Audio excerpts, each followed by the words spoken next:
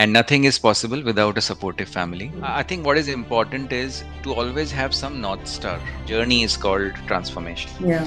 How do we close the skill or the talent gap? I would say the biggest reason is trust. You could choose one thing that you can change about or in the corporate world. What would that change be that you would bring?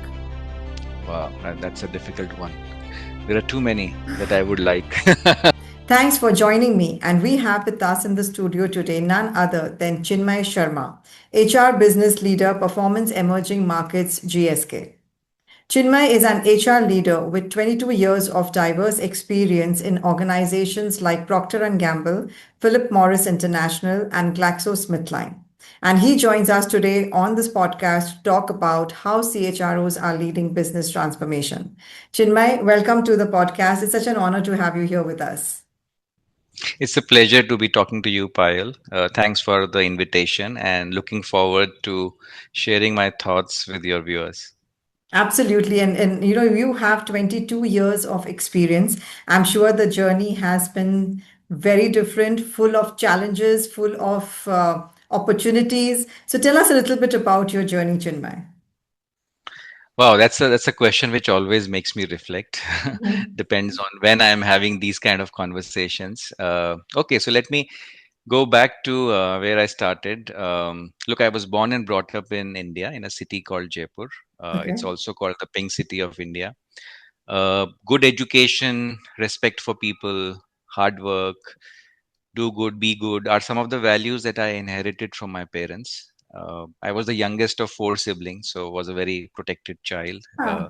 However, the loss of my father when I was only 17 was a turning point in Oh. my life, and I became more responsible, more Mm. focused. Uh, I studied in within the city, so I graduated in economics and political science from Jaipur. It was my mom who nudged me to move out of Jaipur for higher studies. I moved to Pune for MBA, and straight away landed in my first job from the university in Gillette, Okay. which then became part of Procter and Gamble. That was my first job 22 years ago. So my 9 year experience with PNG was a steep learning curve through varied assignments within HR and working with some of the best brains, I must say, best brains and leaders in the consumer goods industry in India and abroad at that time. Okay. Working and then post that, I think working with Philip Morris for another 8 9 years was another transformative experience. Why I say that is one because I was living and working in four different countries Oh, wow. in Okay. global regional roles. This was Hong Kong, Malaysia, Switzerland, and was contributing towards once in a lifetime transformation of a very traditional tobacco company to a progressive and disruptive consumer focused company. So was an experience of its kind. And then during COVID, when I had reasons to be back in India, I was fortunate enough to get a chance to work with GSK. So last 4.5 years with GSK India, leading a team of almost 20 HR professionals, managing a large business which has been there for 100 years, serving the healthcare needs of the country, has been one of the most fulfilling experience. I think Sure. GSK has a rich heritage of 100 years in India. It's very Mm-hmm. iconic, trusted brands, and is always has been in active pursuit towards an innovative and industry shaping categories. Mm-hmm. As part of India leadership team, I co-led the transformation of GSK India from a very to a volume value balanced business.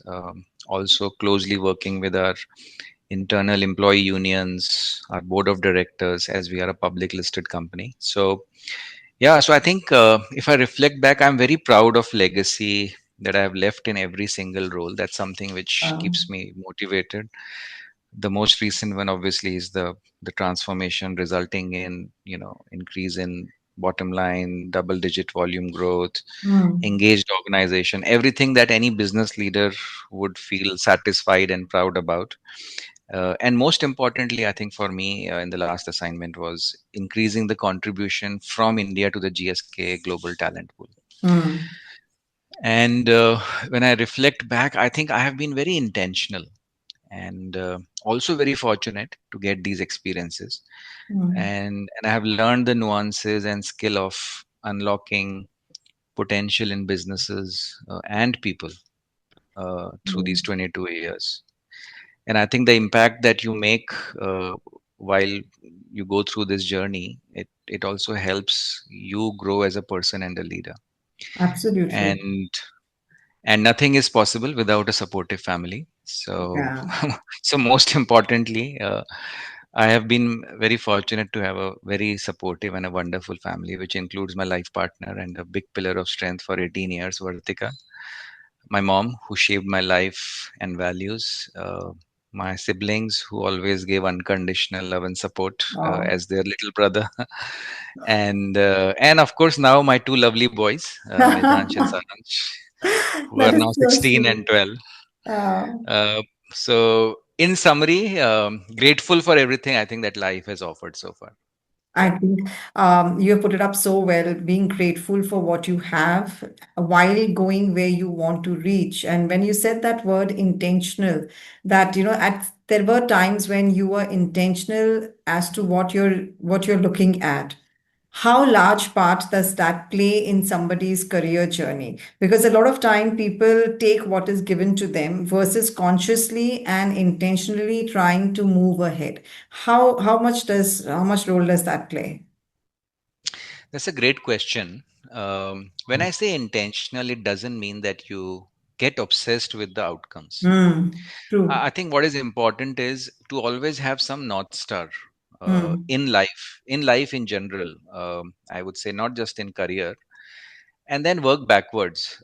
And then once you know that this is my North Star, whether you achieve that in 3 years, 4 years, 5 years, Hmm. 10 years, doesn't matter. As long as you are focused on doing the right things, focusing on the problems that you have in front of you, Hmm. and as long as you are enjoying the process, because if you are only thinking about the outcome, then I think you Hmm. can't even sleep. You will miss True. what you need to focus on, Yeah. and you will not be able to Yeah. sleep, and your you will make life complicated unnecessarily. Hmm.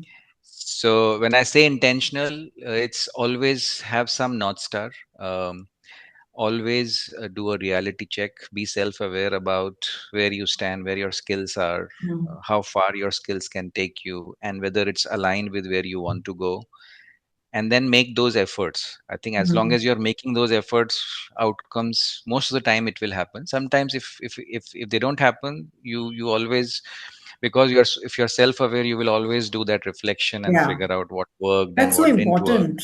Yeah. I mean, especially in the AI generation where everything is moving so quickly, you couple of times you said that reflecting on what you are and having that self-awareness, I think that's so important now. Absolutely. Yeah. Yeah, I truly believe in that. And I think that's something which I tell everyone that kind of has worked with me or Mm, has sought advice either as a team member or as a mentee, mm, uh, that look, as long as you are learning in your whatever you are doing, as long as you're contributing, because that gives meaning and purpose to what you do, mm. and most importantly you are having fun along the journey. Yeah. If these three things are happening, fantastic, outcomes will Mm. happen. Don't fret on it, but yes, do keep an eye on the outcome. Correct. That is very right. Yeah. I mean, you do your best, leave the rest, like they say. I mean, Very, it's very like I, I true. i i I hope I'm not sounding like preaching Gita to No, you. it's true. In fact, in my first book, titled "Success Is Within," I remember mentioning this very clearly that you have to know your outcome. You have to know where you want to go. It's like saying, "I want to go to Florida," so you have to know that. But let the Absolutely. journey play. Do your best while you're in the journey. Enjoy it, and the outcome will take care of itself what it has to. So you're spot on that, actually, Chinmay. So, Thank you. just talking about now the business transformation part of it. You have been in this industry for now so many years. a lot of people are talking about transformation, whether it is digital transformation, business overall. So, when we talk about business transformation, what does it actually imply from an HR perspective? Yeah.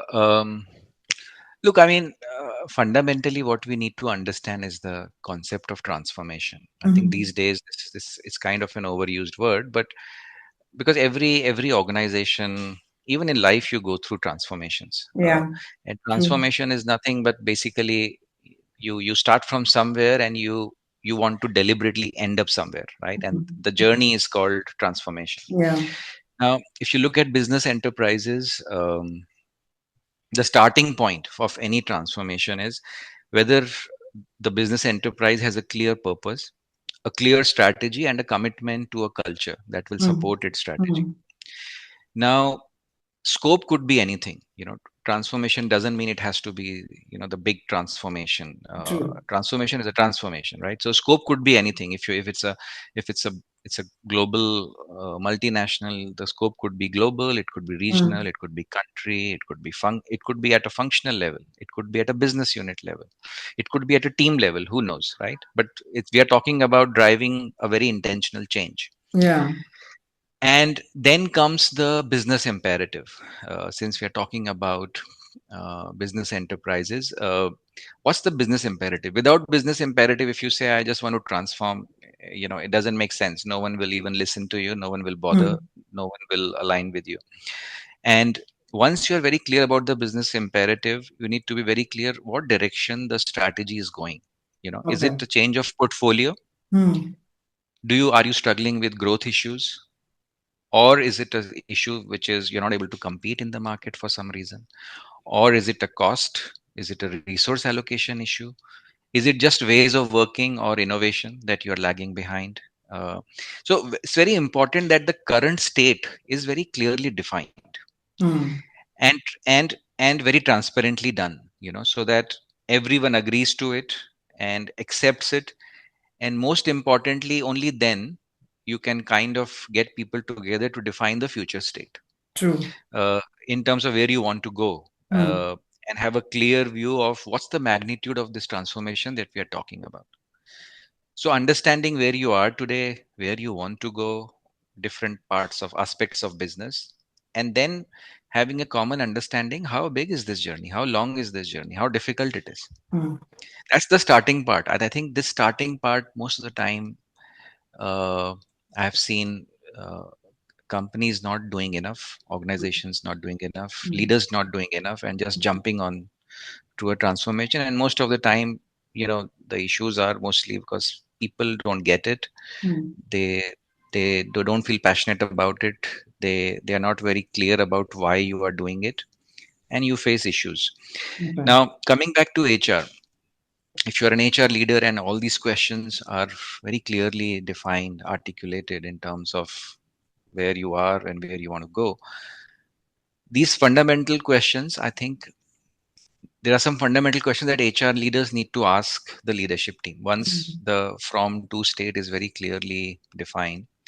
The first and foremost is, do we have the right organization in place to achieve this transformation? Okay, what are the kind of questions typically you would ask Mm. is, how do we close the skill or the talent gap, okay, that exists True. to move to where we want to. Okay. Then comes the ways of working or the capabilities. Okay, it's how do we work, do we have the right technology in place, or do we have processes which are too manual? Mm. uh, Today, because we want to move in a certain direction, how are we compensating or incentivizing our people, Mm. True. right? And then the last one is around culture, like how do we behave and lead today? Is it aligned to where we want to go? Mm. How do we engage our people today? Do we need to change how we engage them as we are driving this change through? Right. And I think once we start answering these very fundamental questions, um, there could be many aspects of a transformation plan that will uncover. But it's important to go through this because so that the direction is very, very clear and total top leadership alignment Mm. is achieved. And yes, there could be surprises along Yeah. the way, and True. corrections can happen.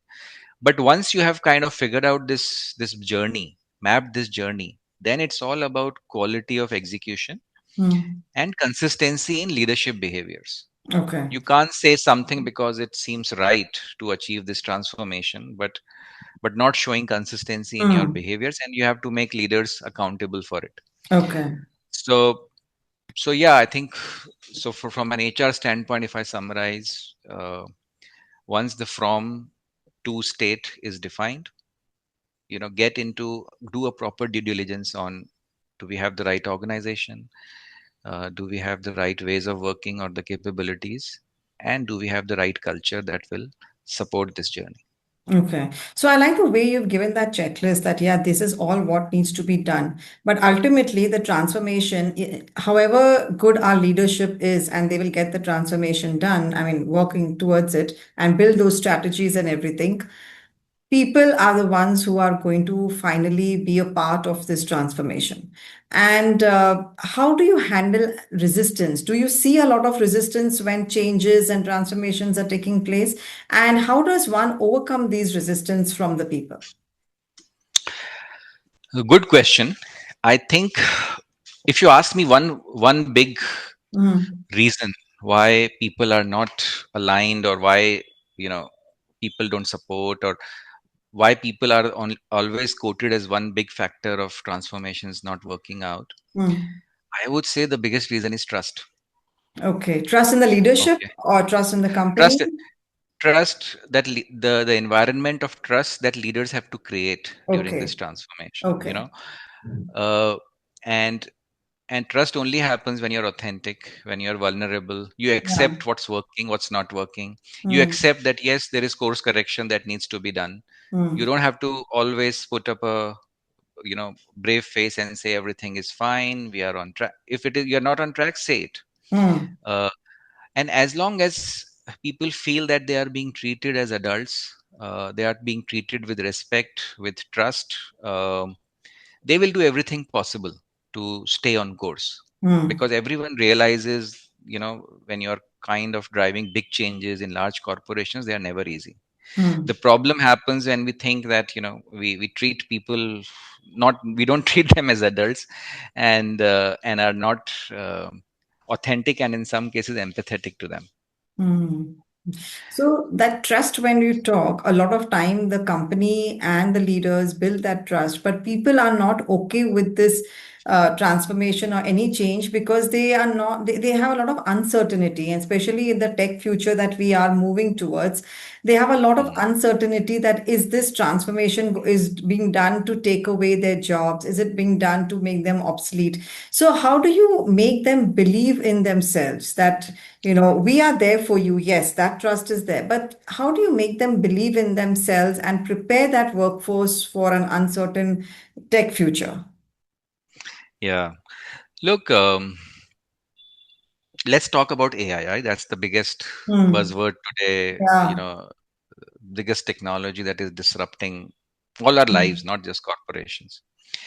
Now, if I talk about AI, I think we can talk about what's working, but there are, right now, because it's still early days, we can talk more about what's not working. Hmm. And we need to be honest about it. Um, what's happening today with AI? There are a lot of weak use cases, um, and with very little tangible impact. So today, what most companies need is an intelligent automation. You do Hmm. something in one specific area, or you solve one big pain point to deliver value, and then people see, right? And you gain trust. Again, I'm coming back to, you gain trust of people that, yeah, this is Hmm. something that will help us. Hmm. Uh, but what happens is, because of this whole, I would say, like a FOMO effect, uh, Hmm. that organizations have, that am I missing out on something? I have to just roll out a lot of tools. Um, Yeah. um, we are fast tracking this technology. We are True. fast tracking the company wide adoption because everyone else is doing it. Hmm. Versus, what problems do I want to solve using the technology? Hmm. Now, if you look at most of the AI tools, they are great. I personally use few of them to make my life simpler and Yeah. faster. That's Um, But if you look at these AI tools, they focus, most of the tools today are focusing on incremental efficiency. Hmm. Okay. When you create incremental efficiency, but the big gain is not very visible because you have not done it in a very thoughtful way, then it creates fear of job loss amongst Hmm. people. Oh, AI can do this, so I don't have to do this, So Correct. Yeah. get caught up in those kind of uh, conversations, those kind of feelings, Hmm. rather than getting excited about uh, how I can leverage this to be better at my current job, Hmm. and really add value in my current job. And what happens is all of this then leads to a fundamental erosion of trust, which I think again is the foundation of any transformation. So there is no doubt that AI has the potential, to deliver massive gains. I think in overall, I mean healthcare, I mean in economic productivity, or even Hmm. social changes that it can drive around the world. And I think last year, especially, we have seen a lot of companies adopting AI's, powered softwares, tools, platforms, generative AI. But that enthusiasm has been also accompanied with a lot of anxiety, Hmm. and the large number of people still doubt whether my organization is well prepared to implement and scale up this technology in a very safe and responsible manner, which is very important, Hmm. which is understandable, I think, in my view.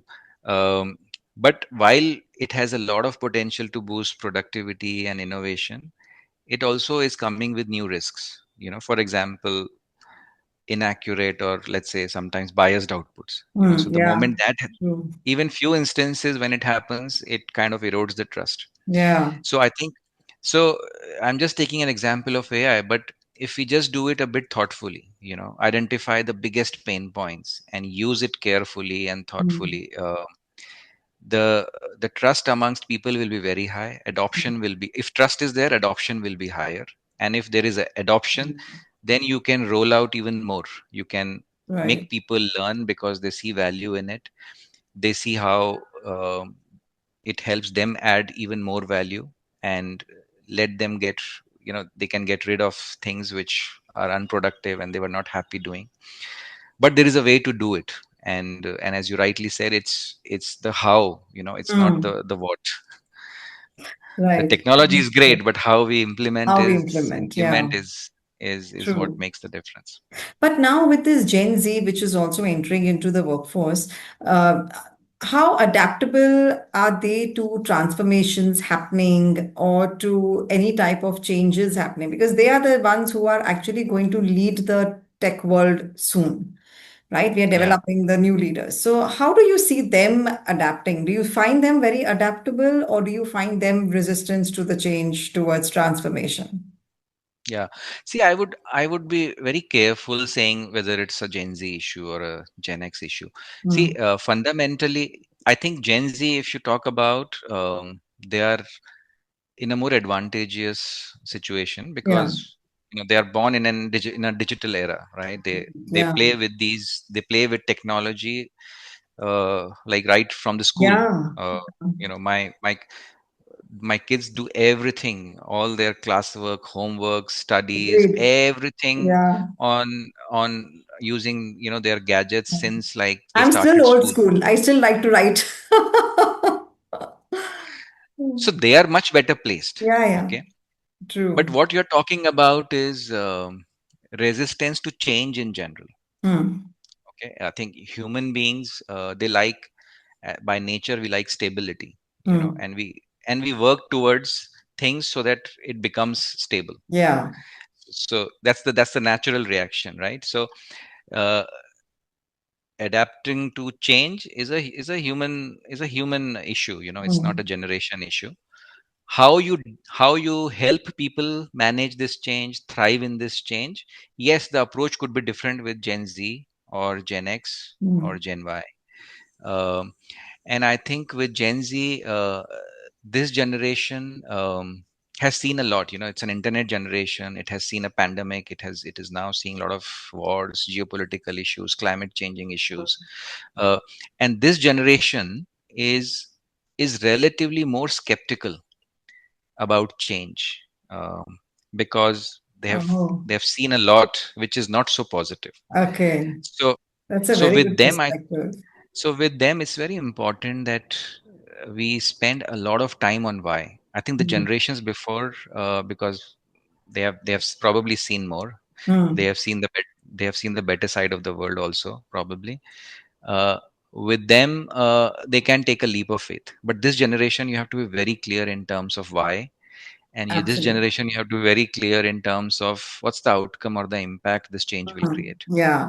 They were very uh, purpose oriented. It's a very purpose Absolutely. oriented generation. Yeah, absolutely. Yeah, that's such a great perspective, Chinmay. And especially when you said that, be careful, at least you tell them what's happening, why it's happening. And I think that's a very good change in the culture also of the company. So, Chinmay, moving ahead, what is your one piece of advice to our listeners who want to succeed in the world? Wow, only one piece. You've given like such, I'm sure with you, there must be like so many. I can try. Look, I think we touched upon it at the beginning of this conversation. I think it's very important that we should focus on the problems that we are solving. Hmm. Um, Focus on creating impact by doing things which matter versus lots of activities for the sake of it. And most importantly, enjoy the process. As Hmm. many times, our solutions won't work and we will need to pivot. Hmm. So, being outcome oriented or solution oriented is a great quality, but worrying about the outcomes can make you lose your sleep and composure, I would say. Hmm. Um, so, as we discussed, it should be a north star that gives you energy and not something that wears you down. As Hmm. long as you have cracked that puzzle, you can enjoy this beautiful journey of life. Let me put it this way. Absolutely.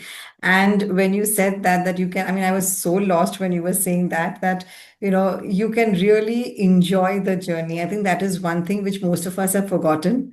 We are so like we wake up in the morning to our cell phones, to what's happening in the global part of our work, and we just get into the rush. But talking to you, that calmness that you have, Chinmay, is really, really appreciated. Like you really have that calmness with which you can explain the things and with which you can say, this is how the journey is. And you started also with the same thing. Enjoy it, reflect, have self-awareness. So I truly appreciate that, especially coming from you in the corporate world. So Chinmay, want to get into our next segment, which is the leadership rapid fire. And whatever comes to your mind immediately, a word or a sentence, I want that out. Okay, I'll try my best. I'm not very good at this. As you can see, I'm normally thinking while speaking, but I'll try my best. Very nice. Let's go Oh, for it. I'm sure it'll be great. A must have leadership quality. Only one? One, Okay. I would say in today's times, it's empathy. empathy. Okay. And I like that word that you said in today's times, and that means it's going to go in the future with the same thing with the AI coming up. Empathy will be Yeah. one of the most If required if you had leadership skills. asked me, yeah, absolutely. And if you had asked me this question maybe 10 years back or 15 Mhm. years back, I would have said vision or I would have said resilience, great. But today I say Mhm. empathy because as long as you have empathy for your customers, for your employees, shareholders, regulators, Yeah, governments, I think you will do the right thing. absolutely. Um, One way of not being replaced by the AI. Absolutely. Spot on. What's one thing you wish you had known when you started your career? That's an interesting one. It may sound cliche, but I realized with time that work life effectiveness is more Mm. important than work life balance. Mm. um, and I was always, when I started, I was always chasing work life balance. How can I ensure I have enough Mm. hours To go. for Yeah. beyond work, and I used to always have these conversations with my managers. But I realized it's not about hours, it's about, are you really effective on managing your Mm. work and also managing your life, which includes having right priorities at work, working on Mm. right priorities. Mm. It's not always important to just hustle without any purpose. Yeah. um, having some hobbies, investing in your really meaningful relationships, and Hmm. most importantly, health. If I had known this at the beginning of my career, probably I would have handled my life a little better. Agreed. When we all look back in hindsight, I think that's how, like you said, it's a journey. You keep learning on it.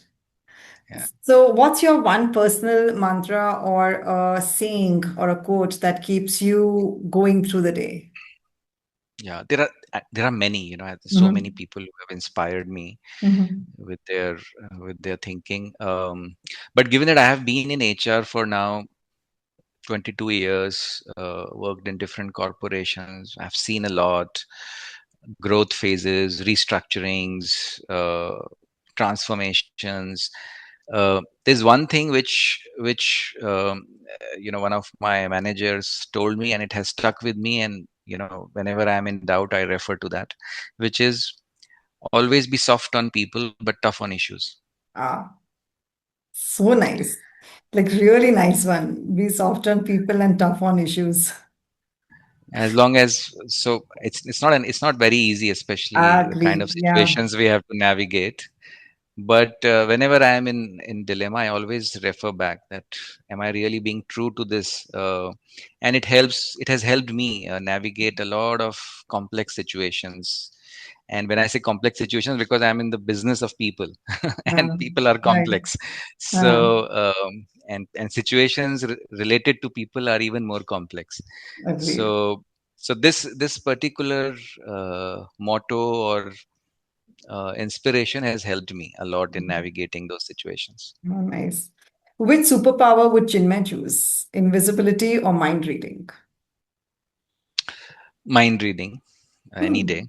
Okay. And I Want to might get into say the that minds? is, I think HR, I have been from the field of HR. So I think when it comes to us like HRs, we want to know what people are thinking. yeah, I, I think, yeah, exactly. Human beings are most complex Yeah. species, most Yeah. complex, right? Yeah. But at the same time, most fascinating to learn about. We all have our own True. stories. And we are we are a product of our stories. Yeah. True. And to know people, who they are, why they are, it's just so fascinating. Hmm. That Agreed. actually gives me a lot of energy in my profession. There's always Agreed. a Oh, surprise. There's yeah. always a Yeah. surprise. I think we HRs draw the energy from people. We give people the energy. In fact, I think in my latest book, the first chapter is great leaders are mind readers. And so, how we have to develop that quality on us. So, I like what you said. Last one, if you could choose one thing that you can change about or in the corporate world, what would that change be that you would bring? Wow, that's a difficult one. There are too many that I would like. Yeah, because we all uh, are into this, right? Like when we talk about transformation, there are so many changes we want to do in the world. yeah, no, that's fair. See, I this is something that I personally practice as a leader, Mhm. and this is something that I would always like. I would always try to change in the environment that is in my influence, which is from more meetings and lesser decisions to more decisions and lesser meetings. Uh, I wonder how difficult that's going to be or how easy. Because through the But meetings, we are not able to reach to any decisions. and the bigger the organization, the more difficult it is. Oh, yeah, And absolutely. these days, if you're talking about, doesn't matter, multinationals or Indian Mm, conglomerates, I mean, the organization structures are not linear anymore. They absolutely, have yes. become more and more matrixed. You have matrix within matrix. You have direct boss. You have dotted boss. You have Mm, other stakeholders. You have, nothing is achieved in isolation, in silo. Uh, correct.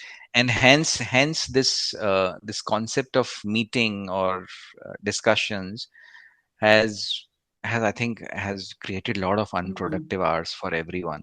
uh, and sometimes it should be as simple as starting from, do we really need a meeting? agreed. Then Need to talking ask about yourself what's the that as a purpose of the leader. meeting. I think then leaders then need to what's ask the that purpose? question. Do I really need the meeting? Need the meeting. And even if you do, then be very clear. Like, what do you want to achieve out of? Is it Mhm. alignment? Is it Mhm. decision? And I Yeah. think some of these basics we miss out, and that's why I think we see everyone. You talk to everyone. What's happening? Oh, I'm in a meeting. Yeah. Okay. I would I would prefer that there are more decisions, swifter decisions, quality of decisions versus more meetings. So that's one Absolutely. thing I would prefer to change. Oh, that's lovely. I think we're going to have that soon. But thank you so much, Chinmay. You've taken the time to be on the podcast and share your expertise. This was a wonderful conversation I had with you. So thanks so much for being on the podcast.